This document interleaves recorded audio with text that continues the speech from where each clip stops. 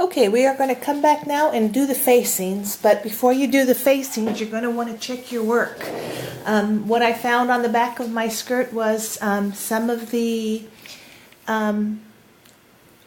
stitches I did to keep the pleats in place showed through on the back. So I had to take my little seam ripper and take out those stitches so they didn't show through on the back of the dress. So now what you want to do is go through and check everything, check all your pleats, make sure you like them, because now is where you're going to want to fix them before you go any further.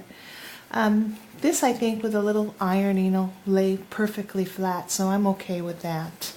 The pleats went through fine. Okay, so now we're at the facing part. Now if you'll look at this facing, it's kind of strange how they do it, because it does have, they fit into each other, but you can't, if you go like this and try and sew, you're not going to be able to sew this to this. It's just going to be impossible. So what you have to do is you have to actually make some clips. So go to where you see that little diamond. Okay, remember how we sewed to that one little diamond here? Let me see if I can get better light on here. Okay, so let's just look at it this way. Here's our little diamond from our facing, and this is where we originally sewed to. So what we're going to do is we're going to make a little clip right here, straight down, don't get the front, just clip right down to your stitching.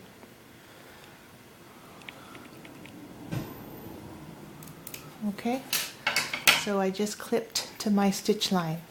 Alright, so now I'm going to be able to take that and I'm going to be able to turn this and sew my facing down just like this.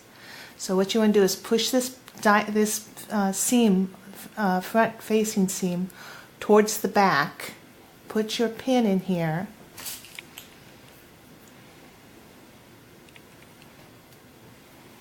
Okay, and you're going to sew here. So you're going to sew that facing. You're going to sew the bodice to that facing by making that little clip. So you're really trying to do something your fabric doesn't want you to do, but that's what you're going to do. So you're going to go from that sew all the way across here. So let's go ahead and do that.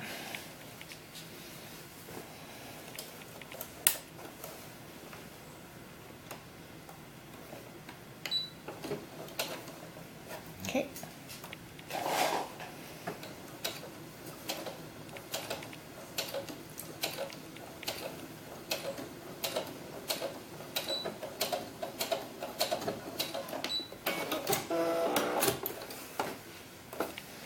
Okay. So see what I did? I did that. I turned it, and let me take some of these stitches off here. I mean some of this thread here. Okay, so from this angle you can see that I went from that seam line of the facing to the edging. And then when you turn it like this, your facing is actually going to go up. So you might want to clip some of this off. I think I did. But then you're going to go ahead and this is going to be your facing. So now it's going to be part of your facing, and that's going to lay right up against that stitching. So that's how you're going to tack that. If you don't think you got enough stitches right here, make another stitch or two right here so you get a nice even finish. Let me show you on here.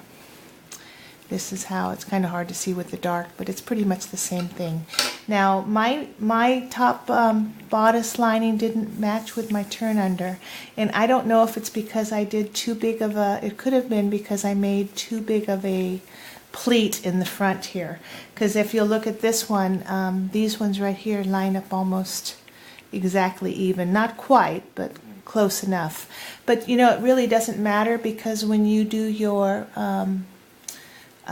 if you're going to do like pink ribbons down the front, or whatever kind of trim you're going to put down the front, whether it's just plain old ribbon or runching or lace or whatever you're going to do, or even if you do nothing like this one, you can just go ahead and tack that facing down to the inside of the bodice seam. But basically, that's pretty much it as far as that facing goes. So you're going to do the same thing on the other side. And then now I'm going to take once I get my other facing down here, I'm going to go ahead and do my overlock here and get that so it won't fray on me. And then I'm going to just go, well, let me just go ahead and do another one so you see how I do it again. So let's go ahead and make that little clip right here. Don't get your back piece, just do your front piece. Okay, so let's get that out of the way. Let me see if you can see close up. So we're going to just make a little clip right down to those stitches. And that's what we did, see? Okay, so now we're going to turn this, now that we can, and we are going to sew that. It's easier to see from this side. So we made that little clip. We're going to turn our fabric.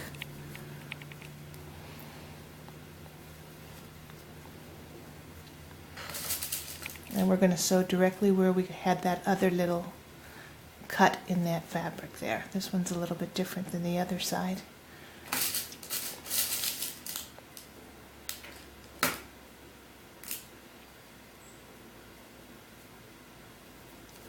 Okay, put this again.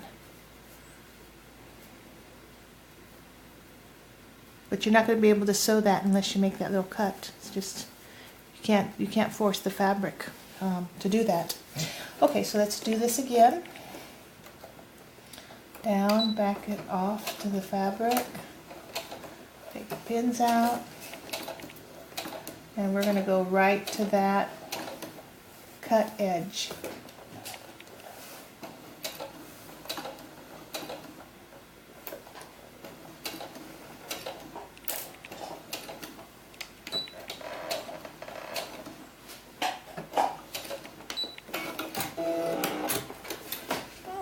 See if I did better there. See, let me see if you can see closer up. See, I did the stitching right to that cut that I made. And then cut your strings. You can now turn it.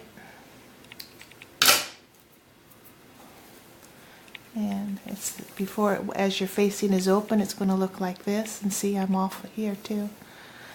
So you know, it's not a big deal. It's just, I'm telling you, I don't think you're going to be able to get that even, Stephen. I mean, you can try, you know, but, and there you go. That is your front facing. Okay, so the only thing left now is to do the trim. I'm sorry, the stomacher. And any trim we decide to put on here. I was thinking about some pink runching.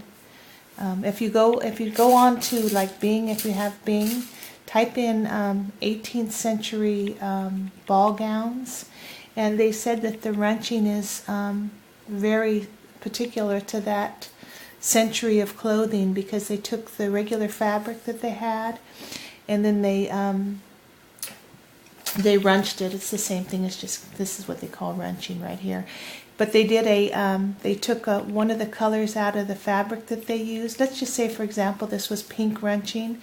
I would take that green and I'd do a really fancy lace trim here, or embroidery, or anything, or lace, anything to do that on the edge of the runching, and that's how they got those runchings to look so beautiful on those dresses. Let's see if Kyle is here somewhere. Let me put this on her so you can see what it looks like this far along. And then when we let's see if I can put this on her. I don't know. Here's one of our stomachers.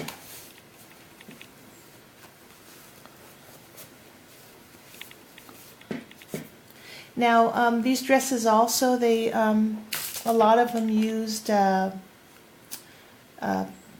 panniers or panniers, or however you want to say it, panniers if you're French.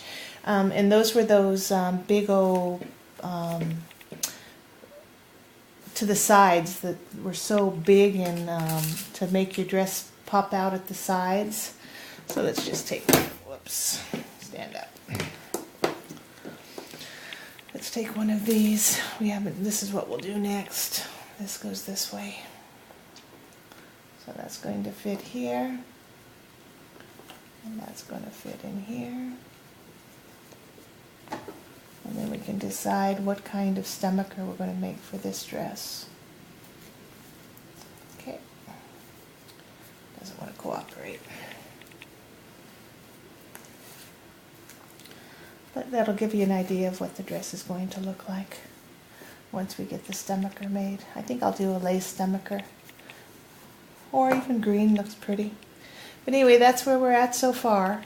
So like I said, I'll come back and we'll do the stomacher.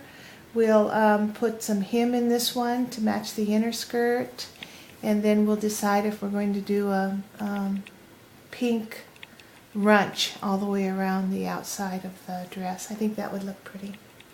It'll go, if we do a pink runch and opposite of the green runch, that would look really nice. Okay, so I'll see you again when I come back.